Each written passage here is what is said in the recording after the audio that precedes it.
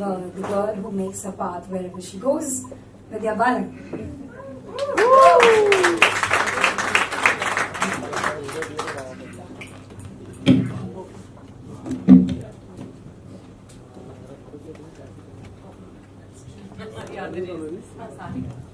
Firstly, good evening everyone, and congratulations to Namita and Sanjay.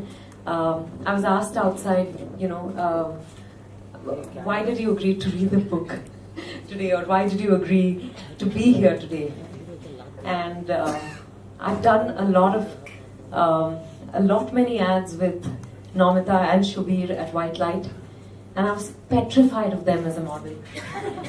So the moment I got a call from Namita, it firstly took me a day to return the call.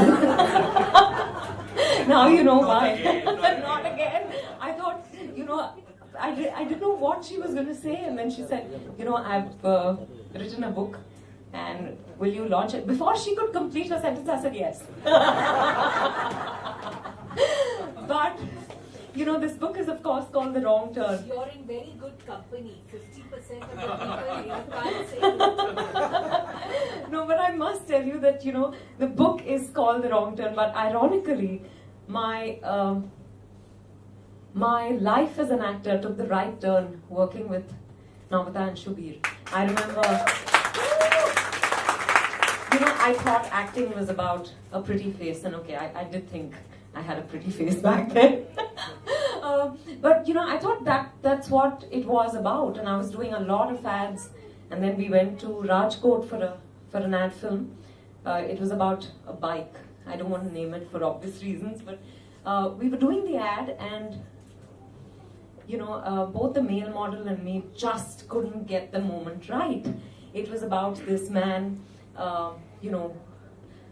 who's just come back from the army and who gets a call. There's a message on the radio calling all army personnel back to the front, and we just couldn't get it right. And I remember getting fired by Namita and Shubir, and I remember then I somehow I got the shots right, and then there was a shot, there was a hand shot, and normally they have hand models to do it, so I hadn't really manicured my fingers or anything. I hold the transistor and she fires me. She says, your nails are chipped. And you're firstly a woman in the village, you're not going to have such long nails, and then, to make matters worse, one nail is shorter than the rest of them. And I was mortified, I went back into the room, I had tears in my eyes, and I said, what the hell, why is she... But when I came out, she actually had this chat with me, which just made me look at everything very differently. It was actually that ad film, and I've never had a chance to thank you personally for that, but thank you so much, because during that shoot she said it's so important for an actor to just soak in experiences of all kinds, whether you like it or not. Keep observing people, read the newspapers, read books, watch plays, movies, listen to music you like and don't like. Just keep yourself open to experiences. That's when you'll be able to feel a moment that you haven't experienced personally. And I think that changed a lot for me, and which is why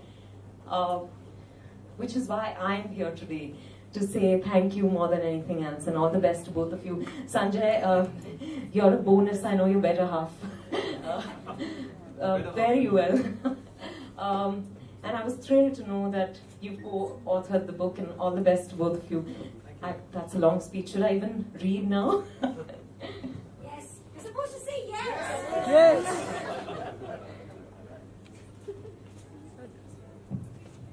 So, Devraj is one of the characters, and Aditi is the woman, the one woman in the book. And Devraj is injured.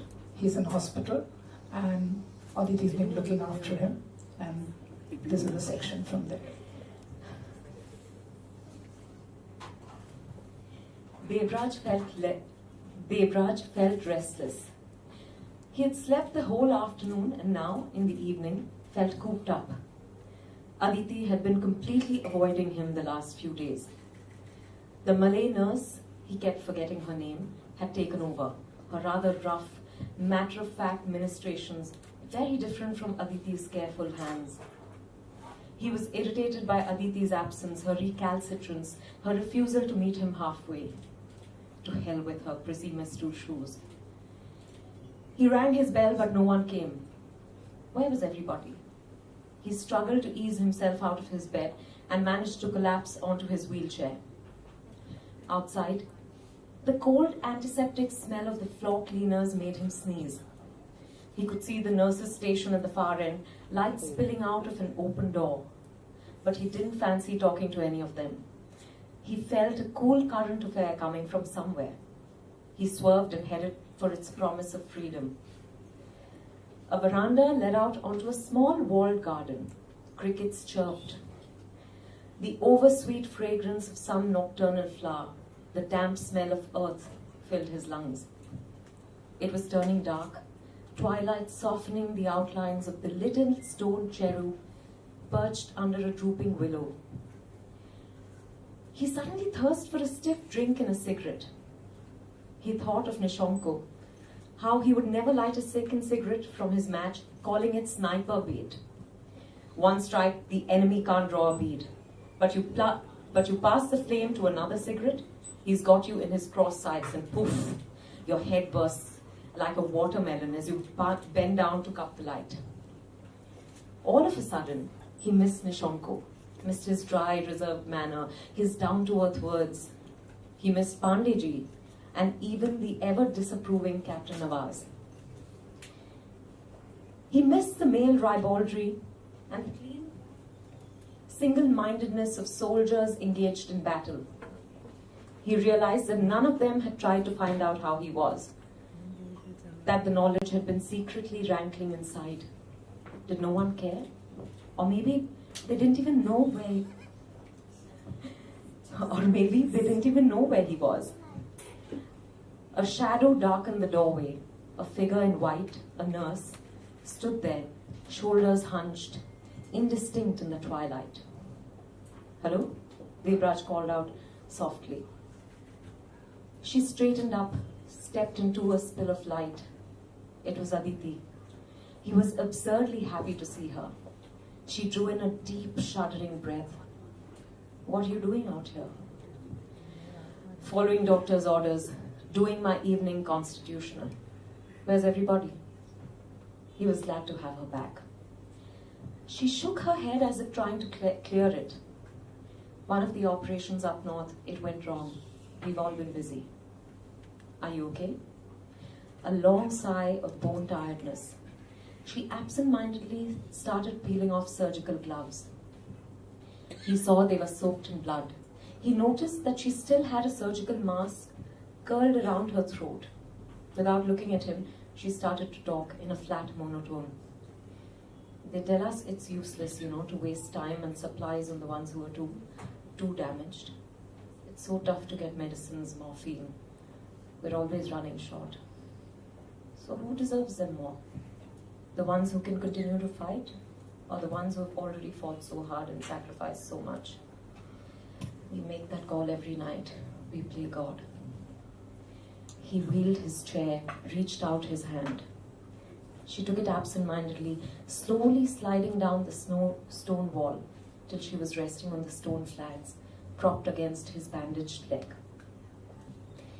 He cupped his hand on the nape of her neck. She leaned back, accepting the solace. They accept our professional judgment silently. No complaints. But their eyes, they grudge, their eyes. What happens if we're wrong? Maybe if he'd held on a little longer, given him some more penicillin, maybe... Who did you lose? Too many. Anwar Qasim. A big bull of a man. A laugh like a big drum. Told me to give the morphine to the bachas, the kids. Went so gently into the night with his God's name on his shattered lips. She started to cry softly, hot, fat drops. He leaned forward and enfolded her, burying his face in the springly, curly, cloudy mass of her hair. She smelled of hay, spring water, oranges, and lye. They remained like that for a long moment. Then she stirred, turned her face up to his. He stared at her at the wide apart eyes, the dark bruises, of weariness like smudged coal underneath. She stared back.